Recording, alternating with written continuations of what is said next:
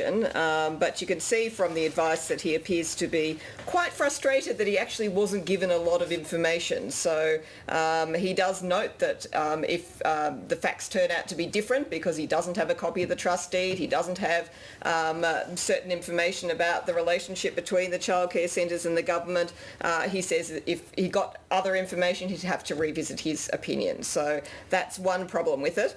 I think he's probably right in that the better view is on this, that Mr Dutton's probably not disqualified, but he's also correct in saying that there is still some risk. You just cannot guarantee what the High Court would say about this.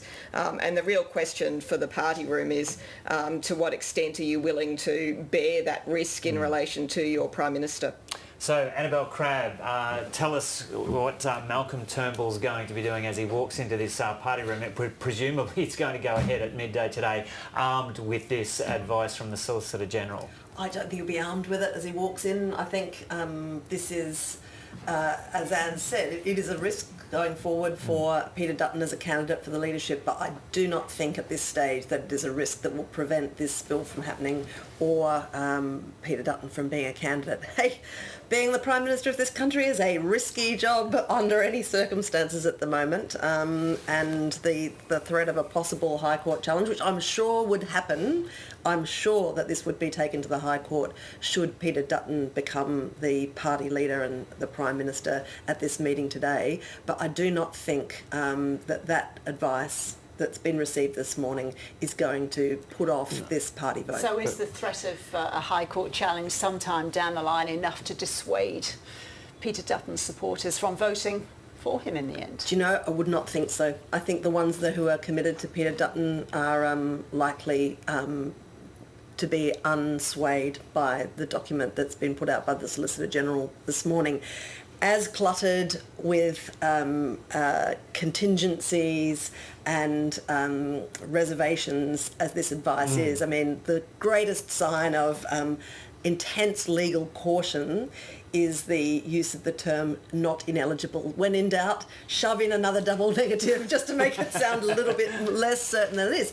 But look, what's happened in the last 24 hours, as we know, is Malcolm Turnbull fighting and tipping as many obstacles in the way of his pursuers as he possibly can. And I think that one of his tactics has been to give as much oxygen as possible and thinking time and capacity for members and senators to hear from their electorates and perhaps register some of the broad discontent about the stupidity of the recent week with them and have that sort of steady their decision-making minds a little. That's taking into account that media conference yesterday that Malcolm Turnbull held where he said, we've got to sort this out, we've got to sort this eligibility issue out.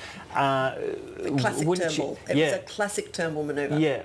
It's never in as good form as when he's got a legal document of some kind in his hand and a piece of legislation to find a subclause in. Well, Your Honour, this is a very, very rash move. I mean, taking that into account, wouldn't you expect that he would go into this meeting at midday today and say there are clearly, this advice comes to some kind of conclusion, but clearly there is a big cloud that hangs over Peter Dutton. Would he be putting that case himself?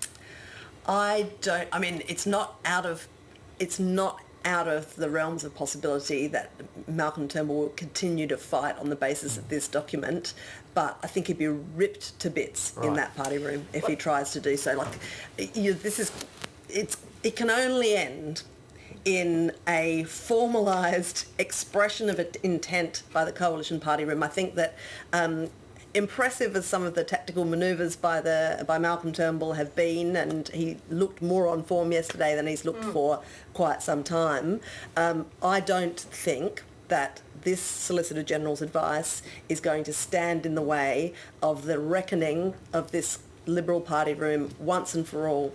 One of the other great phrases in the advice was Peter Dutton was not incapable of sitting in Parliament. Right. So what do you make of that? It's great. Well, now, Insiders host Barry Cassidy and co-host of the ABC's political podcast, The Party Room, Patricia Karvelis, joins us now, both from our Melbourne studios. Hi to you too. Hi. Hi there. So what do you make of this advice and how it's being received and what's going to happen from here?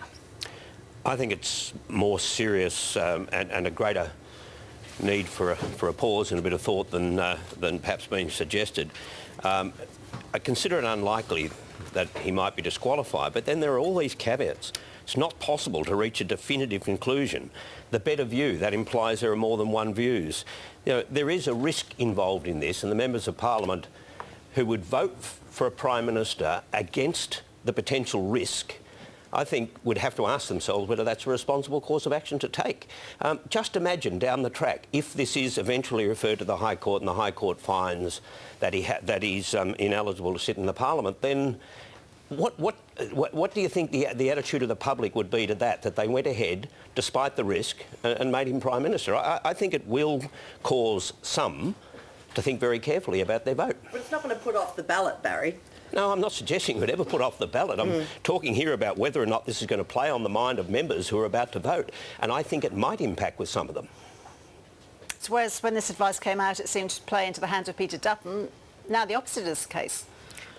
Well, look, it wasn't just Peter Dutton's analysis, to be clear. It was people who rivals to Peter Dutton saw this advice as clearing him as well. I just think that's important to note, that it wasn't just the spin of Peter Dutton's supporters. It was a broader view that this advice was broadly good for him. Barry is right, that, and I'm certainly not a constitutional lawyer, but I trust Anne Twomey, and I certainly think that is a very complex piece of work that's come out of the Solicitor-General's office.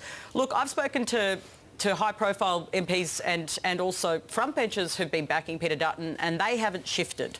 So despite this advice, they haven't changed their minds. Whether it changes some other people's advice, people who haven't been his strongest backers, who are sort of wavering, and whether they're more willing to park with Scott Morrison, that's the big question here. And I do think it could have an impact at that level, but I think at the higher levels, his hardened supporters, they're not moving. There might be, it says there might conclude, the High Court might conclude there is a conflict, right? Faced with that evidence, now they might be prepared, probably will be prepared to take the risk, because Peter Dutton, quite frankly, is their only candidate from the right. But just imagine if down the track the High Court was to find that he was ineligible. I think the next election would be all over based on that, because the electorate would say, come on, you went into this with your eyes wide open. You had the advice in front of you and you ignored it. Do you think that there's any universe in which the next election isn't all over already, Barry? I mean, it's got that sniff about it. Yeah, I'm not going to call it this far out, but... Oh, OK. Well, I think the biggest threat that's emerged to Peter Dutton over the last 48 hours is the decision of Malcolm Turnbull not to contest any spill that occurs.